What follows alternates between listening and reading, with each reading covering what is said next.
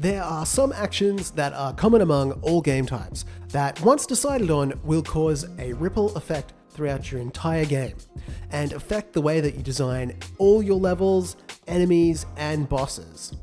Take, for example, this section at the start of Metroid Dread. After the first save point, you're funneled through to this drop, and after, you can't return. Now, they're not using collisions or a fancy animation to block your return, they're simply using the level and the limits of the player's jump. Now, how would you go about designing that? Would you create a test level and place a block at the height that you think your player controller can jump, then guess and check with your jump velocity until you found the right height?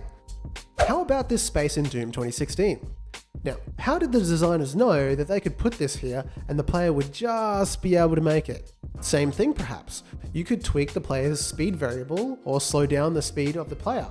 Or maybe you could just bring the platforms closer together until you found the right spot. But what if I told you there was a better way to calculate your jump velocity and movement speed, where instead of a single number, we could use some high school physics to define exactly how high and how far our players can jump? Welcome to Building a Better Jump for Godot 4. But first, a message from this video's sponsor, Brilliant. Brilliant is the absolute best way to get into learning all about maths, science, data science, and computer science. With new lessons added every month, they've created a fun and interactive learning platform that makes understanding complex subjects a breeze. They have thousands of lessons covering a wide range of topics like foundational maths, solving equations, geometry, vectors, all things that greatly improve your game development skills. And they make things exciting by constantly adding new lessons every month. Whether you're a beginner or a pro, there's nothing to worry about. Brilliant tailors its content to suit your needs and lets you progress at your own pace. When dealing with movement mechanics, you need to know a little bit of physics and algebra. I'm about to use inverse operations to create a formula that we can use to make the perfect jump and crisp feeling movement. You can explore all that Brilliant.org has to offer with a 30-day free trial. And for the first 200 viewers who sign up for Brilliant's annual premium subscription through the link below at brilliant.org/shaftgames, there's an exclusive 20% discount. Thank you again to Brilliant for sponsoring this video. First, let's look at the platformer problem. I mostly work with the first-person perspective these days, but there's no arguing that it's easier to see this problem from the platformer perspective. So when designing any game, it can be difficult as a designer to determine if a gap or ledge is the right distance. You could, of course, place an obstacle and realize that it's too far for the player. Come back into the project, move it a little closer, so on and so forth. With the current variables, you can't easily tell how far or how high you can jump. And if we want to copy Metroid, she's faster and she can jump way higher. So even if we just increase the jump velocity, our capsule here will spend way longer in the air. So we'd also need to increase the gravity to achieve this, which would in turn reduce the height that our player can jump. So you see where I'm going with this. We need to change the way that we're defining our jump and our distance so that we can achieve the game feel that we're looking for. We can accomplish this through the use of some basic physics equations and flip the script so that we define jump time and distance instead of gravity and speed, which is going to make making your game way easier. So let's look at jump height and distance. Now, we're going to talk some math here, but don't worry if you can't understand much. It'll be much clearer when we jump into code. This is the kinematic equation for displacement and acceleration, and we can use this to determine our player's gravity. Displacement equals initial velocity multiplied by time plus acceleration times time squared divided by 2.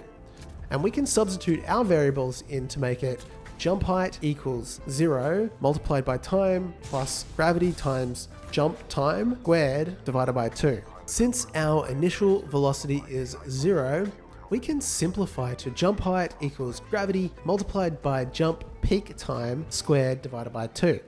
Then we multiply by 2 both sides. We can divide by jump peak time squared to isolate gravity. And we get gravity equals 2 times jump height divided by jump peak time squared. Okay, that's the hardest part over.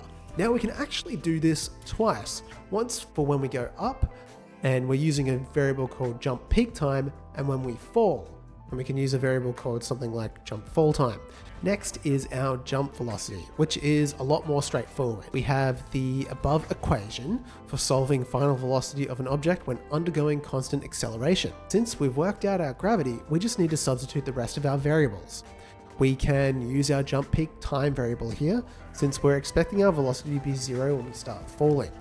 And we can put this all together to calculate our speed. This can be accomplished using the velocity equation, which relates the player's speed to the distance they need to travel and the time it takes to cover the distance. Incorporating the velocity equation into our design process can help us create more engaging and challenging levels while also improving the overall feel and responsiveness of the game's jumping mechanics. So we can go velocity equals distance over time, and then we just substitute our variables as such. Speed equals jump distance divided by jump peak time plus jump fall time. So let's jump in and apply these by code. Okay, so I'm going to start with a brand new default character 3D body script. Now, the first thing I'm going to do is create an export category, and I'm going to call it movement parameters. This will just be so it shows up nicely in the player node. I'll create an export variable called jump peak time, and I'll set mine by default to be 0.5. You can set yours to whatever you like. I'll also create another export variable called jump fall time. It's also a float, and it will be set to 0.5.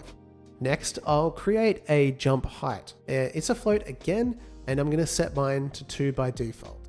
And finally, another export variable called jump distance, and it's also a float, and I'm going to set mine to 4.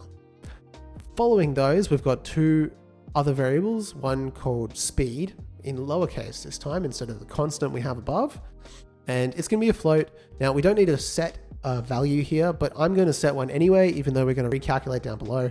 And the same with the jump velocity. I'm going to make mine a float. I'm going to set it to 5, but once again, we're going to recalculate this down below, so don't worry too much if you don't want to define it, or that's confusing. Okay, and we've got the constant speed and the constant jump velocity. Now, we're going to disable those, so we'll comment them out, and this will send a ripple effect down the script. A lot of things are going to error out, so just go through and find where those appear and replace the constant speed with our variable speed and the constant jump velocity with the jump velocity. We've got the gravity here, but we need to change this to jump gravity. So I'm going to change that to jump gravity and replace that where it appears in the rest of the script. And finally, I need to create the variable fall gravity, and it'll be a float. I'm going to set that to 5, but once again, doesn't really need a value. And then once that's all done, we should be ready to go. And we can create a function, and we're going to call this function calculate movement parameters. And it's going to return a void. First thing that we're going to implement is that kinematic equation for displacement.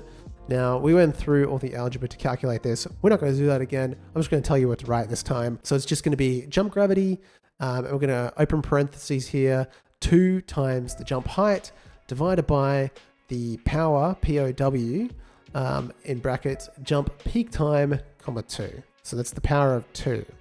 And we're going to do the exact same thing for the fall gravity. And this time it'll just be 2 times jump height divided by power.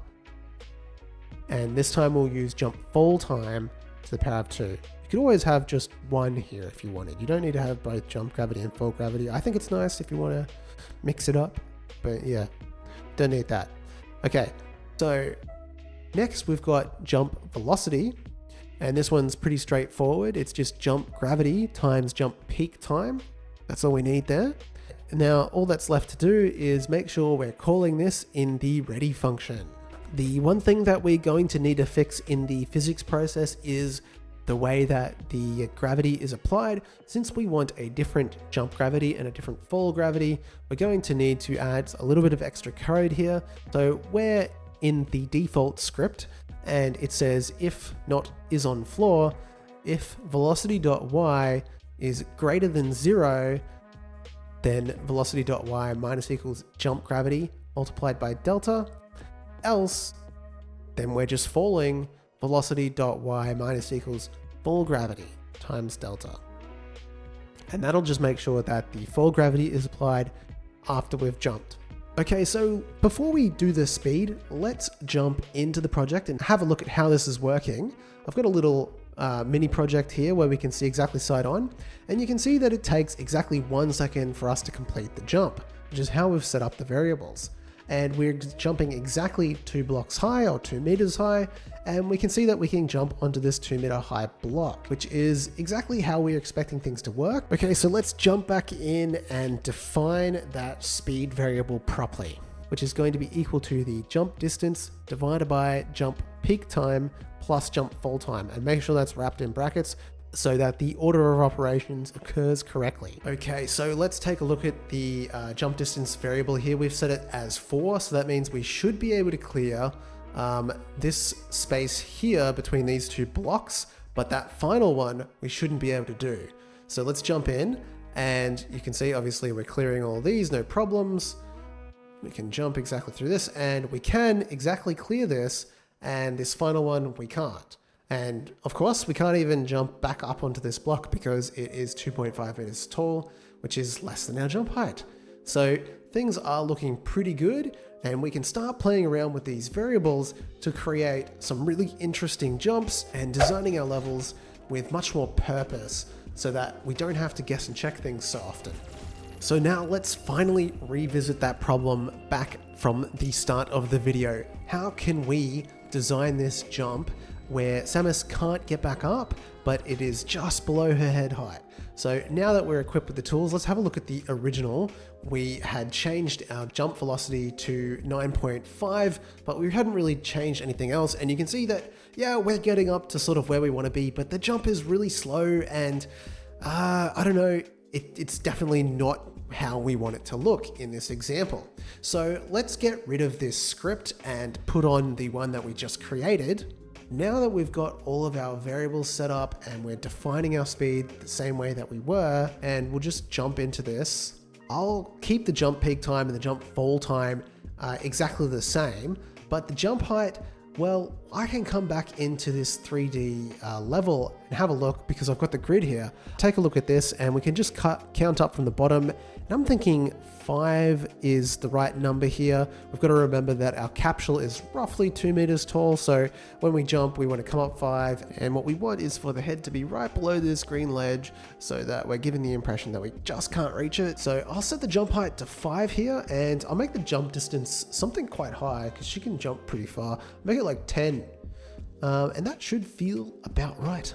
So let's have a look in our perfectly recreated level here.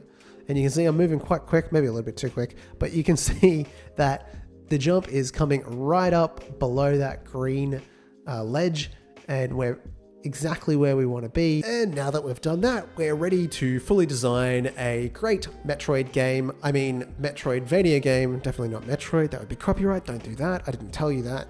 And okay, let's have a look at the Doom example and see what we can solve there.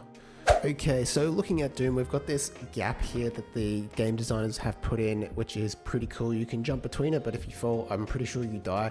So if you're going to put something like this in, you really need to know how far your player can jump. And with the current parameters, as we've looked at, it's kind of a bit arbitrary. And so now that we've flipped things up, it's actually really simple to decide on an amount that we should be able to jump. So let's jump into the little faithful recreation that I had, and you can see up on this ledge, when I jump across, I can't make it. And that's because my player just has a set speed. I think it's by default 5. So there you go, default speed of 5, and you would need to increase this, but I mean, you're still not really going to know how far your player can jump unless you really know how long they spin in the air. So if we replace this guy, so we'll just delete him and we'll drop in our new player character that we just created. I've got a little bit on top to make the mouse work with it. Okay, so now we've got our new player. Now we can easily define the jump distance. We can see this gap from above. We can see that it's greater than 4. It's about 4.2. I change it to 5, and then instantly I'm able to clear this gap. And also, you know, when you're designing your game, that I need to make my gaps no more than 5 meters wide, otherwise my player won't be able to make it. So you don't even have to check these things once you've decided on a good number. You'll also notice I got a printout here for like fall gravity, jump velocity, and speed. If I reduce this jump distance to 4, we know for sure that we're definitely not going to make it across. So it's very clear when you make that decision on jump distance how to design your level. If you want your player to be able to clear it, it needs to be the same as the jump distance, preferably a little bit smaller so that you get a little extra space. Alright guys, that is how you build a better jump in Godot 4. What do you think? Do you use these kinds of kinematic equations in your games? As always, I really appreciate a like and subscribe if you found this video helpful. And of course, a massive thank you to the guys on Patreon and channel members. Without you guys, this would not be possible. If you want to join this list, you can do so on patreon.com/shaftgames or click that join button below. You'll get my videos in advance and a special channel in the Discord, and top tiers get access to my FPS Pro template for Godot, a fully animated rig with IK that you can use in your games if you want. That's all for this week. I'm Isaac from Shaft Games, and I'll see you again soon.